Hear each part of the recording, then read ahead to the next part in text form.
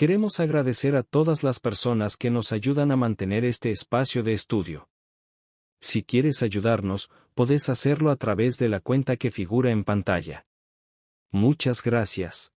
Especialmente esta la segunda clase del ciclo, el Zohar, que es el libro fundamental de la mística hebrea, de la Kabbalah, y vamos a ver de qué trata esto. Obviamente vamos a exponer 45 minutos y después vamos a dar espacio para las preguntas, consultas y comentarios. También es sugerido ver la clase anterior que está en el canal de YouTube de Estudiantes Universales, lo van a ver en YouTube. Y también agradecer a todos aquellos que hacen posible esto, todas las personas que participan en Estudiantes Universales y aquellos que recién se integran, que envían su generosa colaboración, tanto presencial como económica, para que esto sea posible. Y los invitamos a todos a ser parte y protagonistas de lo que es toda la movida, no solamente de estudios, sino de plegarias y actividades presenciales en el ecosistema no ágil, donde Estudiantes Universales tiene gran presencia. Así que importante hacerse partícipe a través de enviar su generosa colaboración. Comenzamos entonces. La clase de hoy se llama Introducción al Zohar, Shejina, el aspecto femenino de la divinidad. El título ya es provocativo porque sabemos que en el monoteísmo de la Torá alega y aboga porque justamente el monoteísmo absoluto implica que Dios no tiene ni cuerpo, ni nada que le ocurra a los cuerpos o a la materia le ocurra a él. Por lo tanto, no puede tener masculino o femenino. No puede tener ninguna forma. Entonces, ¿de qué se trata esta palabra que se traduce generalmente en los libros como la presencia divina manifiesta? ¿Qué es esto?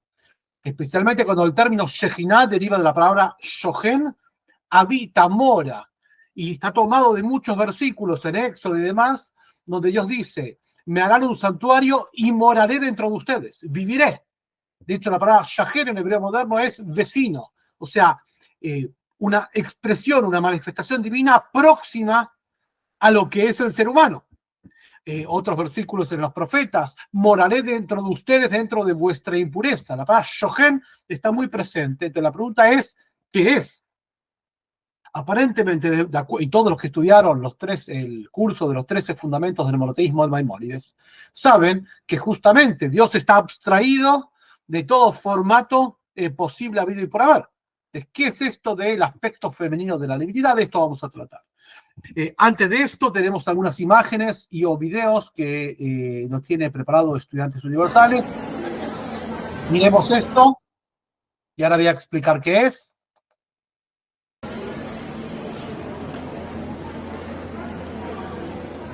Lo que estamos viendo, y ahora vamos a pasar de nuevo, es un video que filmó mi segunda hija, Sheina Braha Groisman, que quiere decir hermosa bendición, mi segunda hija que tiene 19 años y 18 en realidad, y está estudiando ahora en Israel, y el viernes estuvo en la tumba y en la cueva de Rabbi Shimon Bar Yochai. Rabbi Shimon Bar Yochai es el autor del Zohar, del mismo libro del Zohar. Ahí vemos la tumba y la cueva donde reveló el libro Zohar, junto con todos sus alumnos y discípulos hace 1800 años, 1850 años, y él está filmando dentro de la cueva donde está la tumba de él y de su hijo. ¿Por qué fue con todo el seminario donde estudia ella? Estudia para educadora judaica, Morá, en Tzfat, en la ciudad de los cabalistas, donde yo también estudié y mi primera hija también. ¿Por qué? Porque estamos muy próximos al aniversario de fallecimiento de Rabbi Shimon Bar Yochai, que va a ser el próximo domingo, sábado por la noche y domingo, que acaece este año, Lag BaOmer, el día 33 de la cuarta de Omer, o en el calendario hebreo 18 Jai de Iyar, del mes de Iyar, de la luna de Tauro. Y es una costumbre de todo el pueblo judío visitar esa tumba, y de hecho durante mucho tiempo se hacen grupos de peregrinaciones multitudinarias, cientos de miles de personas lo pueden ver en YouTube. Este año por cuestiones de seguridad no va a haber, pero sí la gente va antes de la fecha y se reúne, y es un momento de elevación espiritual, estando ahí tal cual, en el lugar donde Rabbi Shimon Bar Yochai junto con sus discípulos 13 años estuvo escondido en esa cueva revelando los secretos más grandes del misticismo. especialmente que fue perseguido por los romanos, él se guareció ahí y ahí reveló dos partes del Zohar, que una de ellas vamos a estudiar parte de esa hoy, está expresado en este libro también, Zohar sobre Ruth y Lamentaciones, llamado Igra Raba y Hidra Zuta, que significa la cueva pequeña y la cueva grande, se refiere a las dos cuevas de donde está ahí, donde estamos viendo las imágenes, que ahí fueron manifestados y revelados grandes secretos que vamos a ver hoy también al respecto. Pero bueno, quería mostrar esta imagen como curiosidad, podemos ponerla de nuevo y si hay otra imagen más de esto, adelante. Lo que vemos es el sector previo a la cueva, donde hay sector femenino de rezo y sector masculino, ya vemos el sector de rezo. A la derecha vemos en la imagen, donde dice en hebreo, Zion, que es propiamente la tumba del Tanaíta, es decir, aquel que reveló la Torah oral, Rabbi Shimon Bar Yochai, y su lugar, obviamente que está en Israel, en el norte de Israel, en el monte Merón. Merón es en la Galilea, está a 10-15 kilómetros de Tzfat Safed, la ciudad de los cabalistas. Pero bueno, vamos directamente a comenzar. Una de las bases fundamentales de lo que el libro Zohar expone es básicamente describir los secretos de la creación de este mundo, especialmente del ser humano, el propósito y el significado de las cuestiones más enigmáticas de la creación. ¿Por qué existe el mal? ¿Para qué existe el mal? El sufrimiento, el caos, cómo poder subliminar esto, sobreponerse. ¿Qué es Dios y cómo se expresa en este mundo? Y cómo el ser humano es imagen y semejanza divina. O sea, cuál es la singularidad de la persona, del individuo frente a otras criaturas. Entre otras cosas, obviamente, que también describe el Zohar un plano metafísico de los mundos superiores, dimensiones de la existencia no conocidas por el ser humano, y otras cosas más. Está escrito y revelado, como lo explicamos en clases pasadas, en un lenguaje muy metafórico, simbólico, muy difícil de desencriptar. Por eso, durante todas las generaciones hubo grandes sabios que escribieron libros de comentarios y explicaciones al respecto. Nosotros nos basamos siempre en la explicación Sulam, que la palabra Sulam quiere decir escalera, es un comentario a todo el Zohar que escribió el famoso cabalista hace 120 años en Jerusalén, Yehuda Ashlag. También en español, la edición que recomendamos es esta edición, el Zohar, edición Obelisco, que está traducida por grandes sabios contemporáneos de la Torá. Pero bueno, vamos a ver esto. Entonces, en primer lugar, el Zohar lo que describe básicamente es un tipo de creación dual complementaria. Es decir, cuando Dios crea el universo, el tiempo, espacio, todas las formas de existencia, y especialmente el ser humano, crea dualidades, dos elementos que todo el tiempo se complementan y se oponen. Día y noche, sol y luna, varón y mujer. Consecuentemente, una de las palabras más clásicas, una de las explicaciones y significados de la palabra Kabbalah, además la obvia tradición recibida, es Akbalá. Akbalá quiere decir, como vimos en la clase pasada, encastre o reciprocidad, indicando las tres reglas espirituales de reciprocidad. Uno de los fundamentos con los cuales, como hilo conductor el Zohar describe, es este triángulo de reciprocidad, que es lo siguiente: todo aquello que existe aquí abajo en este plano es un reflejo de las dimensiones espirituales como espejos que se reflejan mutuamente. Todo lo que vemos en el mundo, en la persona y en el universo, en realidad es un reflejo de otros mundos anteriores y paralelos a este, que no son físicos, son metafísicos. Entonces podemos ver este mundo como una maqueta de reproducción de otras cosas. Dentro de eso, el ser humano es singular, porque la Torá nos revela en Génesis que el ser humano fue concebido a imagen y semejanza divina, es decir, que el ser humano refleja un poco atributos y formas, entre comillas, de funcionamiento de Dios. Obviamente que esto no es obligatorio, Dios quiere que sea así, justamente para armar esta dicotomía y este vínculo con el ser humano, una proximidad al centro de la creación, mientras que en todas las filosofías, religiosas o no, filosóficas, religiosas o, digamos, o no, occidentales o orientales, el ser humano es como un accidente biológico, sucedió, y tiene realmente poca relevancia frente a otras formas de vidas. En las religiones vamos a ver emperadores, dioses y ángeles. En la filosofía vamos a ver otras formas, la mente en estado abstracto. Pero el ser humano, ¿qué es el ser humano? Un ser mortal que capaz que pesa 80 kilos y mide 1,80 m y es un accidente biológico dentro de la inmensidad del tiempo-espacio. La Torá dice todo lo contrario. El objetivo primordial de toda la creación es el ser humano. Por eso el rey Salomón nos revela, Tzadik Sodam, el justo es el fundamento de la existencia. Eso que el ser humano fue creado a imagen y semejanza divina y tiene un alma moral del cual debe escoger entre bien y mal todo el tiempo y es recompensado y sancionado, reflejando esa imagen divina, ahora vamos a ver cómo. Y mereciendo un vínculo directo con Dios, observando Dios lo que hace cada persona en pensamiento, palabra y acción, y a su vez reaccionando Dios, recompensando y sancionando, esto es uno de los objetivos de la creación. Entonces, el segundo punto es todo aquello que está dentro del individuo en su microcosmos, también está fuera de él, en el macrocosmos. Como dicen los sabios, la persona es un pequeño universo, el universo es una gran persona, indicando que si vemos una singularidad en el ser humano, que hay varones y mujeres, y cada uno es opuesto al otro, si bien comparten el género humano, pero son pares complementarios absolutos. Desde la psicología, desde el alma, desde la biología y la anatomía, varón y mujer son absolutamente diferentes e incluso opuestos, como vamos a ver más adelante.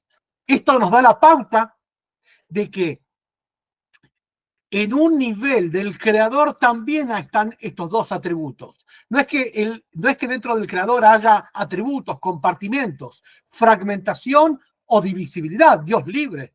Todo lo contrario, sabemos que el monoteísmo más absoluto de la Torá nos aleja mucho de esa idea. Sin embargo, de eso que el ser humano fue creado así, quiere decir que Dios en sus dos roles también tiene un rol que alegóricamente se asemeja a lo femenino y alegóricamente a lo masculino. No es que él tenga eso, sino que él fabrica, por decir una forma, esos compartimentos.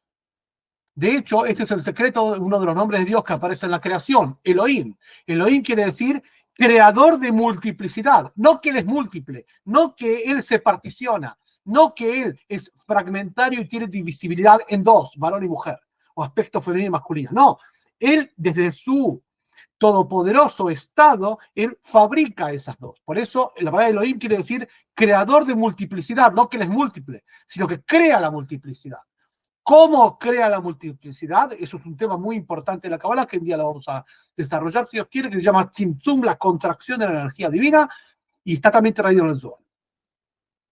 Ahora bien, el punto 3, todo aquello que está en Dios, sucede en esferas espirituales, se encuentra en el ser humano, siendo este concebido a imagen y semejanza, reflejando los atributos divinos, su ser y su personalidad. Dios creó al ser humano de forma singular frente a cualquier otra forma de creación. Tanto lo que está por debajo del ser humano, que son los animales, vegetales y minerales, tanto lo que está por encima del ser humano en la creación, cuerpos celestes, astros, ángeles y almas sin cuerpos. Dentro de eso, el ser humano, que es alma con cuerpo dentro de esta vida, ese ser que fue creado con un insuflo divino, con parte de imagen y semejanza divina, todo lo que le puede suceder a esa persona y la libre elección y todo lo demás, sucede en Dios. Esto está insinuado, también el Zohar lo trae, dentro del Zohar sabemos que se divide en explicaciones midrash sobre el Pentateuco y también sobre los escritos, sobre los libros, especialmente el libro de Ruth, el libro de Eja, Lamentaciones, como vemos en este, y en otros más. Se nos explica sobre el versículo del rey Salomón, que dice, así como una persona refleja su rostro en el agua le devuelve su reflejo, así también todo lo que sucede con el ser humano sucede, entre comillas, alegóricamente, en aspectos divinos, en Dios también. Vamos a ver cómo. Obviamente, acá entramos en temas muy sutiles, muy delicados, muy abstraídos, donde el Zohar escoge un lenguaje de metáforas muy sutiles para que otros sabios tomen esas metáforas y la puedan comprender. Pero acá algo muy importante. Justamente por el peligro que esto tiene de, en lugar de abstraer estas parábolas y metáforas, sino engrosarlas por el peligro que la gente entienda que esto es, Dios tiene varón y mujer, tiene fragmentación, es que no se reveló en forma directa, explícita, sino a través de insinuaciones. Así nos indica el Talmud en el tratado de Hagigá, página 13. No se entrega, no se transmiten los secretos de la Torá, ni siquiera de maestro a alumno, en forma directa, como sería el Talmud y otros tratados de ley normativa, sino que el maestro tiene que insinuar y el estudiante tiene que deducir e inferir de eso. Obviamente no cualquier maestro y no cualquier estudiante, aquellos que están capacitados y autorizados. Pero es tanto el peligro de esto que ni siquiera una transmisión directa, es como un secreto que para que sea secreto solamente uno lo puede saber, y si ese uno quiere transmitirlo, no lo transmite en forma directa, sino a través de alegorías e insinuaciones, y el alumno, el discípulo, aprende no en forma de un mensaje directo, sino a través de esto. Por eso cada pasaje del Zohar comienza con las palabras en arameo tahazi, venía a observar, una invitación a la contemplación. A diferencia de un pasaje del Talmud, que es la normativa legal de los preceptos, que comienza con la palabra tashema, venía a escuchar. Escuchar habla de distancia, que escucho palabras y tengo que desencriptarlas, entender y debatir, y eso es clásico la dinámica de la dimensión de la Torá, que habla de la normativa práctica, de qué, cómo y cuándo realizar los mandamientos divinos. En cambio, otra dimensión diferente de la transmisión de los saberes de la Torá es justamente el misticismo, que es una invitación a la contemplación, se contemplan imágenes. Por eso habíamos dicho también la clase pasada, que hay todo un lenguaje toránico de transmisión que va desde los profetas, pasando por la mística, el Zohar, la Kabbalah y otros libros más. Obviamente que el Zohar es el máximo exponente, pero hablamos de literalmente miles de libros de la tradición de los últimos 2000 años de la tradición mística en diferentes 20 escuelas místicas en diferentes países, en diferentes épocas. Y siempre hablamos un lenguaje muy complejo, muy alegórico, donde hay determinadas reglamentaciones y métodos de estudio. Sí, así lo hay en el Talmud, mucho más en la Kabbalah. Pero bueno, vamos al punto que nos compete hoy, Shekhinah. Adelante, seguimos con el texto. Vamos a leer un texto directamente del Zohar y vamos a explicar. Entonces, básicamente, para empezar, una definición básica, la palabra Shekhinah, dijimos que quiere decir presencia divina manifiesta. Muchas veces vemos la descripción en los versículos, tanto del Pentateuco como los profetas y los escritos de los reyes, que Dios tiene dos modos, por decir una forma, de conducción y de aproximación al ser humano. Y podemos decirlo, un modo alegóricamente masculino, paterno, y un modo alegóricamente femenino. Es decir, vemos que Dios es un Padre misericordioso, pero un juez severo, las dos cosas juntas. Vemos que Dios se aproxima a la persona para recompensarla, abrazarla y mostrar una proximidad, pero también una distancia y una lejanía para sancionar a aquel que viola sus mandamientos. Todo el tiempo vemos el valor, el principio moral, desde el principio hasta el final de la Torá.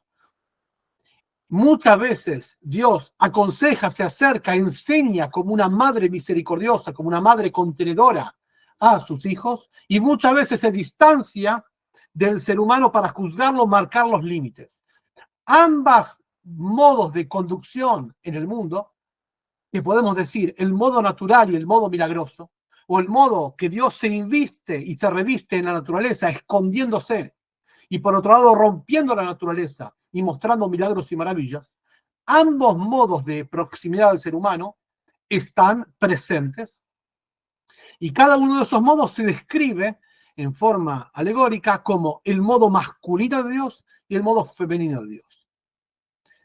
Es como decir, en términos psicológicos, la imagen paterna y la imagen materna. Materna más contenedora, paterna más marcando los límites. De hecho, así lo insinuó el rey Salomón, sobre recordar la enseñanza de tu madre y no te desvíes, recordar la enseñanza de tu padre y no te desvíes de la enseñanza de tu madre. Siempre estos dos elementos presentes. Vamos a ver ahora que esos dos elementos presentes son obviamente parte de Dios, son Dios, nada más que son dos modos de conducción diferentes. Es como al respecto de los roles divinos, hay dos modos. La Shejinah es el modo, entre comillas, femenino, el que está próximo, el más empático, el más sensible. El otro modo, que no es la Shejinah, sino es, por decirlo de una forma, el eterno bendito sea en la terminología del Zohar, es el modo más distante, más ordenador, como un rey que indica y ordena, no como una madre que guía y contiene. Ambos modos son expresiones del mismo Dios, obviamente, y somos llamados a vincularnos con esos ambos roles, no con uno solo.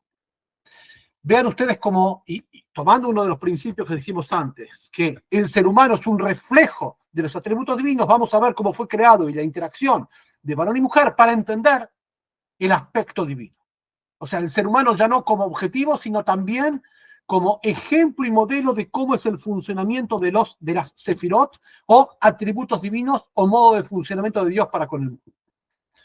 Y dice el versículo en Génesis, este es un fragmento del Zohar, leemos en el Zohar 34b.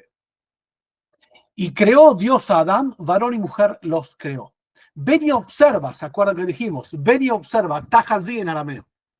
Al ser creado el varón, lo femenino estaba adherido a su lado, o más precisamente a su espalda, ya que el varón fue creado en un comienzo con dos caras, la masculina y la femenina, hasta que el Eterno hizo caer sobre Adán un sueño y quedó dormido, y se encontraba recostado en el lugar del templo, el cual corresponde al Gané del paraíso de lo bajo, y el santo bendito sea, lo fragmentó y dividió, separando de él el aspecto femenino, Javá, la preparó y la adornó como se prepara una novia y se la presentó a Adán para que pudiese mirarse por primera vez cara a cara y ojos con ojos. Esta descripción del Zohar que habla sobre la creación del ser humano nos revela que el primer ser creado no era ni varón ni una mujer, era andrógino, incluía ambos géneros. Reflejo de la imagen y semejanza divina, el ser humano, así como Dios incluye todas las capacidades, la capacidad, y ahora vamos a entrar con la terminología un poco más mística, de conducirse al mundo, al ser humano, de forma memalé kol almin, este término memalé kol almin quiere decir que penetra y llena todo el mundo, o sea, implicado en cada aspecto de la creación, se asemeja eso al modo femenino, y a su vez removido de la creación. Ningún ser vivo, ningún ser físico de materia puede estar simultáneamente adentro y afuera de algo. O estás adentro o estás afuera. O estás adentro con todo tu ser, o estás afuera envolviendo el elemento. Nadie puede estar en un habitáculo, llenando todo el habitáculo, y a su vez abrazando, envolviendo todo el habitáculo. Las dos cosas juntas no pueden ver, salvo en Dios, que Dios no está limitado a un cuerpo e imagen. Por lo tanto, Él puede estar implicado en toda la creación, lleno en toda la creación. De hecho, hay muchos versículos. ¿Acaso la tierra y los cielos yo no lleno? Y por otro lado, Él está removido y por encima de toda la creación, simultáneamente. Ese es el secreto de los dos nombres de Dios que aparecen en la creación. El nombre de 4 letras, tetragramatón, traducimos en español, eterno, es decir, por encima de la creación, un palmo antes de haber la creación. Cuando decimos la creación no es solamente el ser humano, el planeta Tierra. Hablamos de toda la integralidad tiempo-espacio. Por un lado, él está por encima y removido, Soved, envuelto, no implicado, energía masculina. Y por otro lado está adentro, implicado, metido en cada detalle de la creación, ordenando, guiando a través de su providencia divina. Este segundo elemento, providencia divina manifiesta, en hebreo, Ashgaha Pratit, o Shejinah, que significa próximo, cercano, es lo que llamamos Shejinah. Un grado de divinidad que interactúa con el ser humano próximo, que una persona puede detectarlo. ¿Cómo lo puede detectar? Acá lo voy a bajar a términos más concretos.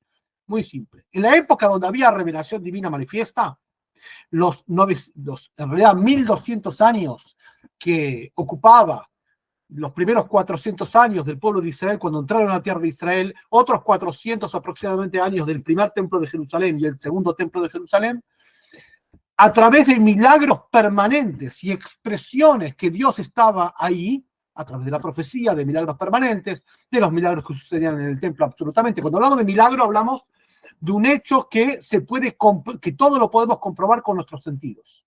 La ruptura total de la naturaleza comprobado por todos. No es subjetivo, es concreto, es documentable por todos. Y eso sucedió en la humanidad mucho tiempo. Absolutamente. Hay sobradas evidencias al respecto. Hubo un punto en la historia que Dios se replegó y dejó de mostrarse. Su Shejinah, su presencia divina manifiesta, concreta, se replegó. ¿Cómo sería eso? Voy a traer un ejemplo. Él mismo Zohar lo dice. Imagínense que una persona que está muy, muy perfumada, con esencias fragantes, ingresa a una habitación. Después se retira de esa habitación, pero deja impregnado con los vaos de perfume, con las esencias, con los aceites esenciales, toda la habitación. De repente una persona entra. Esa persona que entra no ve a la persona que poseía esos perfumes, pero es seguro y puede asegurar y aseverar que estuvo hace unos minutos acá, porque dejó una estela, un vaho. Es comprobable eso. No ve a la persona, pero está seguro y puede comprobar, y todos pueden comprobar que estuvo aquí. Bueno, eso, algo similar es la Shekhinah, la presencia divina manifiesta, un tipo de expresión de Dios hacia el ser humano que lo ve concreto, tangible, no que ve a Dios, sino ve la expresión divina a través de la ruptura de la naturaleza. Una de esas cosas era la profecía comprobable, que se dio durante miles de años hasta la ruptura del templo. Sabemos que a partir del exilio del pueblo de Israel de la tierra del primer templo no hay más profecía.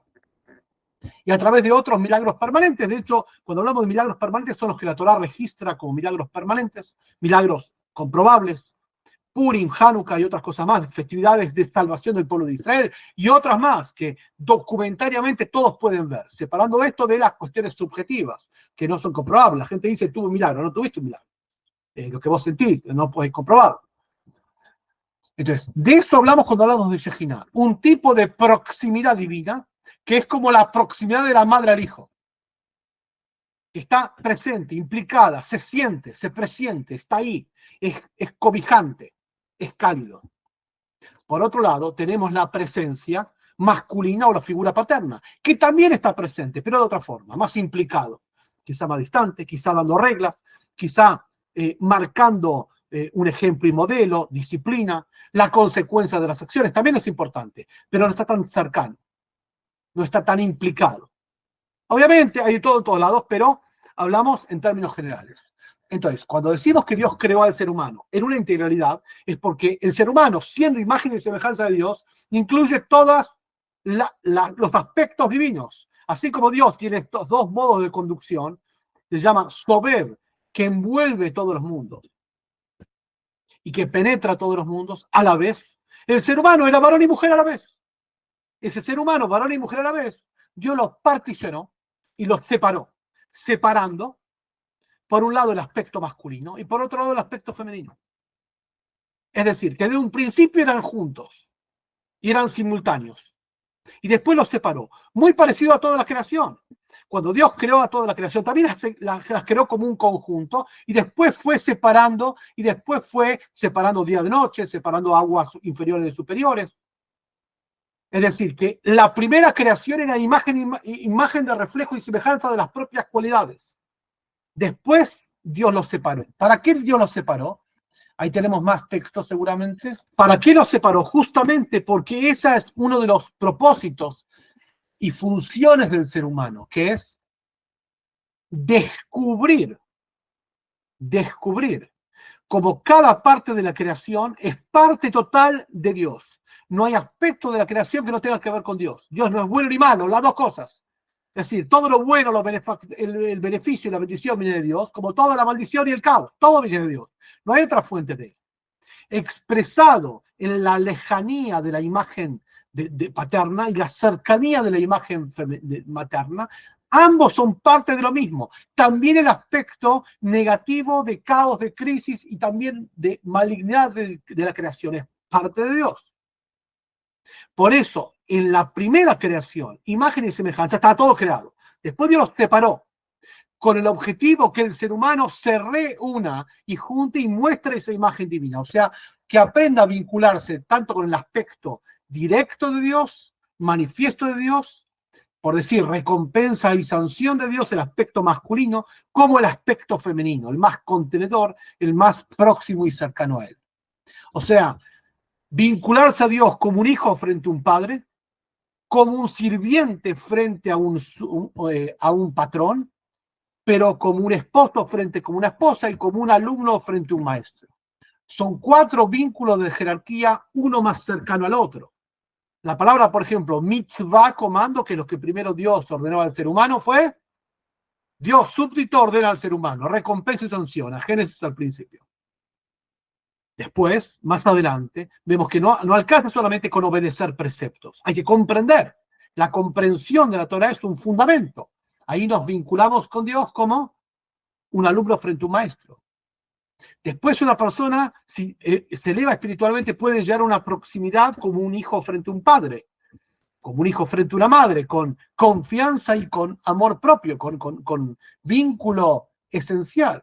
Y también puede llegar a un nivel de fusión tan grande como está en el libro Cantar de los Cantares, como un esposo frente a una esposa.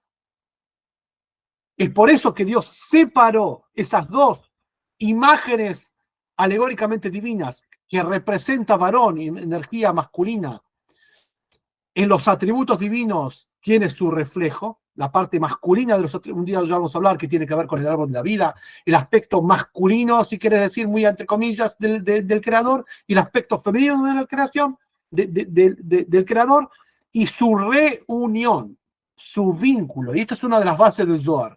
El Zohar nos enseña que Dios creó crisis, caos y fragmentación. Vemos un mundo que tiene diferente multiplicidad de cosas, cada uno de otro origen. Y uno podría pensar que eso tiene diferentes orígenes. El reunir, el reconectar cada uno de los elementos de la creación, animales, vegetales, minerales, varón y mujer, individuo, familia, nación global, la vegetación, los astros, todos los elementos de la creación del ser humano tiene el deber de vincularse con ellos y reunirlos, reconectarlos con su fuente divina. ¿Cómo se hace? Principalmente a través de la práctica de los preceptos en cada uno de los aspectos, y el Zohar describe cómo se hace.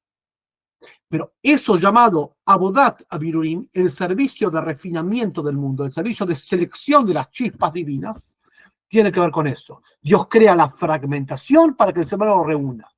Con el mismo placer y deleite que un padre le regala a un hijo un rompecabezas, y el mayor placer del padre es ver cómo el hijo está uniendo las piezas y se le desarma y la une y desarma. Este es el placer divino. Uno de los objetivos de la creación es eso, ver cómo el ser humano reúne todos los trozos y los segmentos del mundo contradictorios, fragmentarios, que aparentemente contradicen la unidad divina, y cómo se reúnen y cómo se someten al Creador. Este es uno de los secretos. Me harán un santuario, harán de este mundo un jardín del Edén y un santuario para que Dios pueda posarse en este mundo, y moraré dentro de ustedes. Haré de ellos un recipiente. Justamente otro de los fragmentos del Zohar dice así: al salir de su lugar de arriba del tesoro de las almas, el depósito de las almas, sabemos que el ser humano, para ser creado, tiene que tener 3 socios: varón, mujer y Dios. Tiempo, espacio y alma, las 3 divisiones. Tiempo, espacio y lo tangible, lo visible, varón y mujer, los cromosomas. Eso lo sabemos. El alma, el aspecto no tangible, el aspecto que debemos revelar, es el aspecto secreto. Así como físicamente la vida comienza cuando el óvulo es concebido, con el aspecto femenino y masculino, Dios, que es el tercer socio de la creación, tiene un depósito de las almas, alegóricamente, donde designa tal alma va a nacer en tal embrión de tal padre, tal madre, con tal propósito espiritual y misiones para desarrollar en la vida. ¿Cuándo se hace eso? 40 días antes de la concepción, o sea, una menstruación y media. Se designa a cada alma, se le hace jurar, y hay todo los ángeles, en el forma Tatrón, hacen jurar a ese alma todas las misiones espirituales que Dios revela toda la Torá. Todo esto lo estudiamos en algunas clases anteriores. Al salir del lugar de arriba, cada alma es varón y mujer simultáneamente, o sea, tienes las 2 energías. Esto que vemos, que cuando ese alma se corporiza, termina siendo o varón o mujer, eso es el final del proceso. Pero así como fue en el origen, en el primer hombre, que el varón y mujer eran varón y mujer uno solo, en cuerpo y en alma, o sea, incluían las dos energías masculina y femenina, reproduciendo un poco la imagen y semejanza divina. Así también el alma, antes de bajar al mundo, también pasa lo mismo. Recién cuando empieza a descender en un esquema muy complejo llamado Seder Ishtalshelut, orden de encadenamiento de los mundos, que es una vía espiritual, un carril metafísico muy complejo, que un día lo vamos a describir. Si quieren saber de eso, hay un libro que lo explica, llamado Los 33 portones espirituales, de Rabino Pinson, está en español. Hay 32 secuencias de degradación de la luz divina donde el alma transita hasta llegar a este mundo. En ese último punto, ahí se divide varón y mujer. Pero muy parecido ese proceso espiritual con lo que pasa en el proceso biológico. Al principio, cuando el óvulo es concebido, no hay varón y mujer, es todo. O sea, no está definido. Está definido cromosómicamente, pero en ADN, pero no se ve, no es visible. Recién se puede ver esa división en géneros, en esos gametos, cuando se divide, recién al cuarto, quinto mes, y a través de ultrasonido. Así también pasa espiritualmente. Cuando el alma pasa a estos niveles muy sutiles y se va engrosando hasta llegar a este plano físico, recién ahí se separa y se fragmenta totalmente. Es como el Zohar lo llama Nesirá, es como una partición, así como un animal se puede partir transversalmente en dos medias reses. Así también Dios particiona el alma y particiona el cuerpo, y con eso particiona no solo, y separa, y ahí forma el aspecto femenino con su biología, su anatomía, su modo de sentir, su modo de pensar, su modo de percibir las cosas, el femenino y el masculino, con el objetivo que esas dos partes se vuelvan a reunir. Las almas de las personas se originan en el mundo de la trascendencia divina, conocido como Memale o Primi. Memale quiere decir que llena los mundos y envuelve los mundos. Son dos energías divinas que el ser humano, cuando se divide en varón y mujer, reciben esas energías, y el objetivo es reunirse. Adelante. Esos dos niveles llamados trascendencia, la cualidad espiritual de estar más allá, como el varón que muchas veces se cuelga, está en otro lado. En cambio, inmanencia, el atributo de estar siempre presente, más que todo vinculado a la mujer. Son dos aspectos de la divinidad. Como Dios se conduce con el mundo, está dentro y afuera simultáneamente. Obviamente, no hay ejemplo de comparación de esto, porque eso es el creador. Uno de los objetivos del Zohar es describir la singularidad divina, como el ser divino es diferente de todo tipo de creación. Entonces, buscar comparativos como es imposible. De hecho, bueno, el profeta Isaías lo habla mucho. ¿A quién me compararéis? Es incomparable. Por lo tanto, todo funcionamiento, no solamente humano, sino de la existencia, no se va a replicar en Dios. Es diferente. Si bien el ser humano guarda una estrechez con Dios al ser creado imagen y semejanza, no es igual. Es absolutamente diferente. Avanzamos un poquito más. Hasta acá describimos, y el texto después lo vamos a dar también para que puedan estudiarlo y leerlo, no todo el texto, una parte, porque no vamos a abarcar todo lo que tenemos hoy en día. Dentro de la creación, y esto, si Dios quiere, va a dar espacio para otra clase de introducción al Zohar, que hablamos sobre la energía negativa, de dónde se origina el caos, la negatividad, el sufrimiento, el dolor. ¿Y qué son, de acuerdo a la Kabbalah, las energías impuras, llamados Shedim, demonios o Shodedim, asaltantes de energía? ¿Qué significa esto? ¿Y qué poder tienen? Eso lo vamos a ver si quieren en otra clase. Porque tiene que ver con la creación divina. Dios crea esto. Dios crea todo. Lo bueno, lo malo, el varón y la mujer es parte de todo. Pero ¿para qué Dios creó fuerzas que solamente tienen el objetivo de dañar? Ya lo vamos a estudiar. Respecto de la Shejinah, la presencia divina, hablamos que es el aspecto divino que vos lo podés, si querés decir, palpar y comprobar. No comprobar con los ojos, porque no es visible Dios, sino comprobar sus acciones directamente. O sea, un nivel muy próximo divino. En el ser humano, varias veces en la vida, se da esto. Cuando uno mira para atrás y ve una serie de sincronicidades, causalidades, se da cuenta que lo que le pasó, sea bueno, sea malo, sea lo que sea, es fruto de una mano que estuvo dando vueltas. Alguien conectó los puntos, las sincronicidades, los objetivos, los regalos, las carencias, los vínculos para que suceda lo que suceda. Cuando uno mira para atrás se da cuenta que hubo un hilván que lo ató. Y lo mismo para adelante, lo que pasa es que uno va a comprobar una vez que lo pasó, no antes. Porque uno vive en el presente y lo que sabe fue el pasado, no sabe todavía el futuro, pero así como es en el pasado, también va a ser en el futuro, absolutamente. El ser humano también lo puede comprobar. También, en el transcurso de la vida de un ser humano, puede haber eventos milagrosos, de ruptura de la naturaleza y realmente milagros. Puede haber, no es que no lo haya. Bueno, eso es Shejina, eso es presencia divina manifiesta. Mientras tanto, Dios decide que la creación sea con él oculto, porque el objetivo es que nosotros lo descubramos.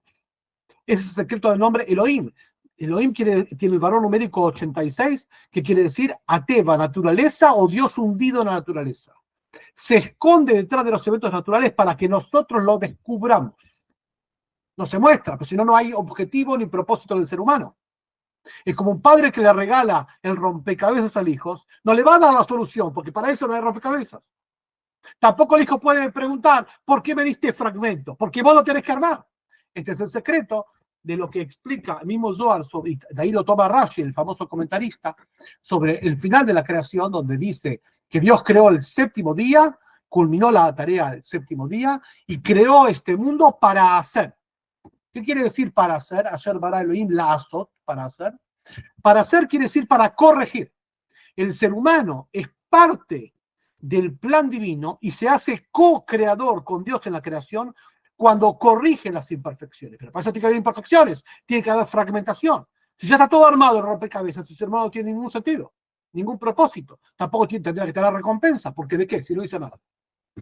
El placer divino es que uno vaya atando y colectando todos los elementos de la creación y vinculándolos al Eterno. ¿Cómo se hace? A través del servicio espiritual de refinación de las chispas divinas, que se explica en la Kabbalah cómo es. Consecuentemente, acá vimos dos reflejos de la creación, varón y mujer, que reflejan dos aspectos de la creación, Dios como masculino y como femenino alegóricamente, el objetivo de esto y cómo reencontrarlos. Para ir a la parte práctica, un poquito más práctica, y también dar espacio que puedan preguntar y consultar lo que quieran, vamos a avanzar un poco en el texto. El amor como reencuentro de las almas. Hasta acá parecería todo rosa, hermoso. Dios, el ser humano, se paró para que se unan todo bien. Pero no es así. Hay la serpiente. Hay, por otro lado, un poder, muy entre comillas esto, y muy sutil, paralelo a Dios, no es paralelo a Dios, pero es como paralelo a Dios, llamado la serpiente, o en lenguajes cabalísticos, Lilith, que también tiene un aspecto masculino y femenino. Dios creó uno contra otro. Si creó un ser humano que refleja los dos atributos divinos, también creó un ser opuesto a la divinidad que tiene aspectos femeninos y masculinos, llamados Samael y Lilith, el aspecto masculino del mal, de la oposición a Dios, y el aspecto femenino, Lilith, e interactúan con el varón y la mujer. Entonces, imagínense, el primer día de la creación, el Edén, la primera creación humana, varón y mujer, la primera creación opositora a Dios y al ser humano, Lilith y Samael, corporizado en una serpiente y en un ángel que montaba la serpiente y interactúa con el ser humano. Bueno, ahí empieza la novela divina. Hasta acá era la presentación de la escenografía, las luces, el sonido, el paraíso y el varón. Hasta ahí está todo bien, pero ninguna historia comienza sino hay un drama. Y el drama comienza con una crisis en la trama. Ahí empieza. De este punto, de cómo interactúa, qué es la serpiente original, cómo la serpiente original interactúa, de acuerdo a muchas opiniones, incluso físicamente, se allega a la mujer contra el varón, quiebra esa unidad. Y cómo eso se opone a Dios, y cómo Dios sanciona, y esa lucha entre el bien y el mal, entre el varón y la mujer, entre las fuerzas negativas y las fuerzas positivas, de eso habla el Zohar. Ahí empieza el gustito. Hasta ahora describimos como una novela el principio. A partir de ahora viene el quiebre, la trama, el drama. Y esto es parte de que deriva, obviamente, así como varón y mujer tienen hijos, también las fuerzas negativas y las fuerzas entre sí mismos se reproducen y tienen hijos. Entonces, ¿cómo es esto con una fuerza negativa, que es una entidad metafísica, se corporiza y tiene hijos? ¿Y cómo son esos hijos físicos? ¿Son como monstruos? ¿Son como gigantes? ¿Qué es el secreto de la serpiente primolar y qué efecto tiene hasta el día de hoy? Pues todo esto tiene efecto hasta el día de hoy. Es como el principio de una novela que se describe hasta el día de hoy. Bueno, todo esto, de esto habla el Zohar. justamente lo que presentamos hoy fue quizá la parte más rosa y más blanca del tema. Ahora viene la parte más roja y más negra. El drama de la creación empieza a partir de ahora. Y de esto habla el Zohar. De la lucha entre bien y mal, de la serpiente primordial del primer hombre, de la Shejina, la presencia divina, como lucha contra su opositora alegórica, que es la serpiente primordial Lilith. De eso vamos a hablar, un poco del tema lo rozamos en la última parte de la primera clase, pero principalmente este tema tan picante que habla de los Shedim, los demonios y las fuerzas negativas, y cómo luchar contra eso, vamos a hablar seguramente en la clase número 3, que viene a complementar esta clase. El final, los últimos 5 minutos, dejamos picando el tema tan fuerte. Pues justamente la trama del Zohar principalmente habla de la segunda parte. No la parte blanca, la parte roja y negra. Literalmente habla de esos colores. De cómo el mal lucha con el bien y cuál es esa dicotomía que aparentemente sería Dios contra las fuerzas negativas. No es así, porque las fuerzas negativas son parte de Dios. Él las creó. Pero bueno, de eso habla. Por eso es tan bello el texto, tan impresionante el texto y tan inspirador. No solamente la parte descriptiva hermosa de la Shejina, sino también la parte. Y para terminar, solamente ahora te voy a dar, Nehemías, una de las descripciones más bellas de la Shejina está en el Zohar, la página 72, donde describe a la Shejina como una reina que se muestra delante del rey. Cuando el rey quiere sancionar a su hijo por su mal comportamiento, la reina se emperifolla con muchos colores, el rey despierta su amor sobre ella, apacigua su furia y no sanciona. El arco iris, lleno de colores, es como una expresión vívida de la misericordia divina. Tal cual como lo dice el versículo, cuando Dios va a ver el arco iris, se va a recordar que no va a destruir la tierra, a pesar que correspondería por la conducta humana. Vemos de aquí que el arco iris también tiene que ver con la Shejina, la presencia divina. Obviamente que los 7 colores, las 7 vestimentas de la Shejina, tienen que ver con cada uno de los 7 fundamentos y los 7 mandamientos universales para todas las naciones, tan activos en nuestra época. Ahora sí, dejo lugar a Nehemías y a las preguntas.